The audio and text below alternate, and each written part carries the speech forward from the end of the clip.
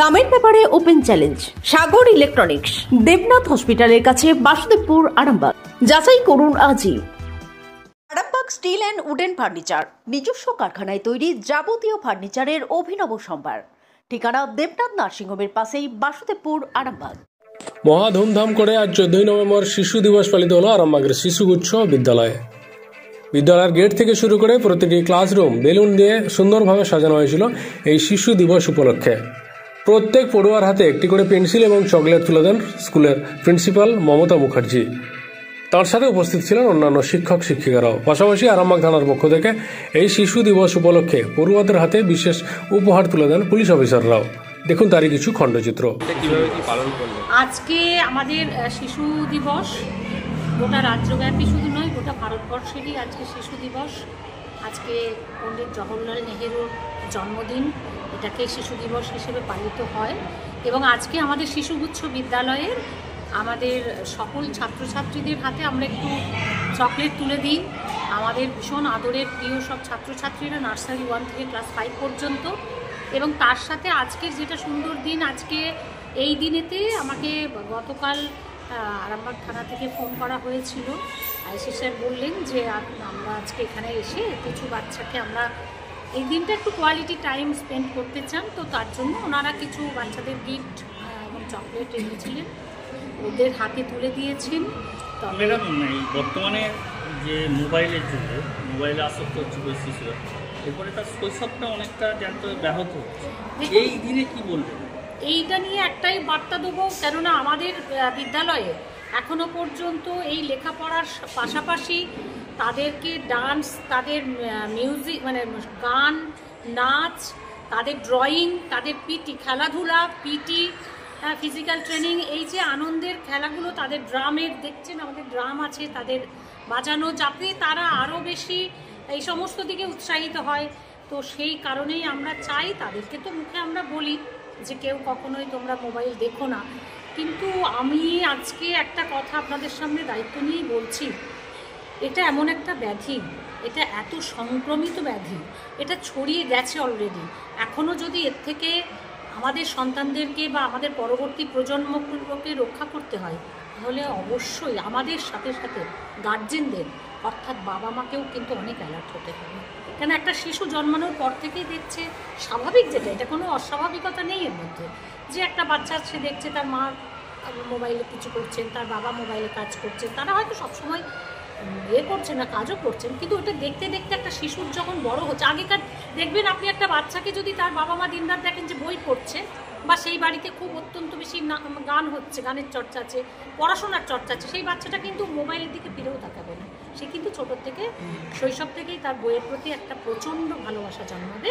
এইটার কর্তব্য আমাদের সাথে সাথে লাগছে। ম্যাডাম, এখনও দেখা যায় যে প্রায় জায়গায় শিশু শ্রমটা সবসময় নিন্দনীয়, কিন্তু বিশ্বাস করুন আমাদের ভারতবর্ষের জনসংখ্যা গোটা বিশ্বের মধ্যে এমন একটা জায়গায় দাঁড়িয়েছে, এবং সেখানে আমি অশিক্ষিত বলবো না, শিক্ষার হার হয়তো এখনও সেইভাবে, আমি ভারতবর্ষের কথা বলছি, পশ্চিমবঙ্গে অনেকটা আমরা এগিয়েছি আমাদের মাননীয় মুখ্যমন্ত্রীর জন্য, কিন্তু আমি বলছি যে অন্যান্য যেগুলো সমস্ত রাজ্য আছে সেখানে এত শিশু শিক্ষার হার শুধু নয়, মানুষের জীবনের যে মাপকাঠি এবং তাদের যে উপার্জনের রাস্তাটা এত কম, এবং এক একটা বাড়িতে সেই রকমভাবে এখনও পর্যন্ত ঠিকঠাক করে এখনও ফ্যামিলি প্ল্যানিং পৌঁছায়নি।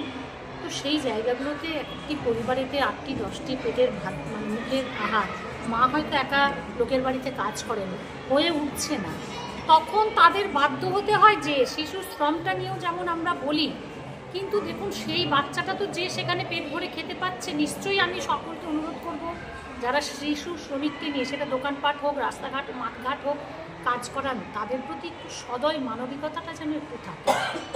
শিশু শ্রমটা কখনোই কাম্য নয়। আপনাদের ভালোবাসার আর এক নাম চন্দন জুয়েলার্স। চন্দন জুয়েলার্স, আরামবাগ, সদরঘাট, হুগলি।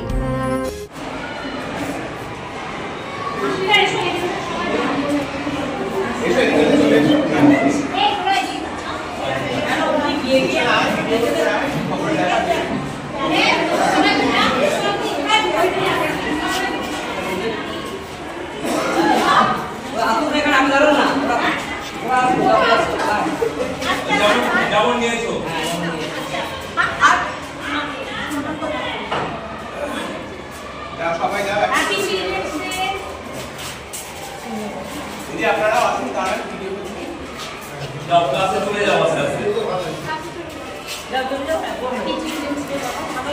অনেক বড় হবে, স্কুলের নামটা যেন বজায় রাখতে পারবো আর বাবা মার মুখ উজ্জ্বল করতে পারবো, প্রণাম করতে হবে।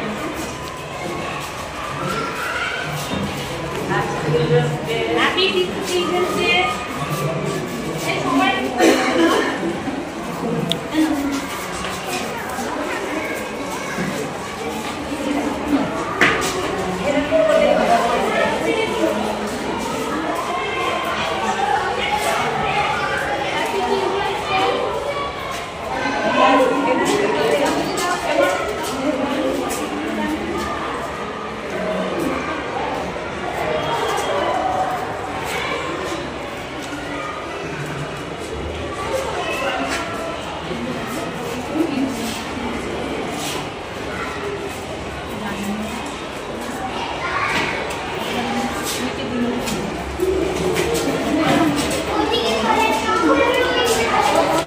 ডক্টর অজয় শাস্ত্রীকে অনেক ধন্যবাদ।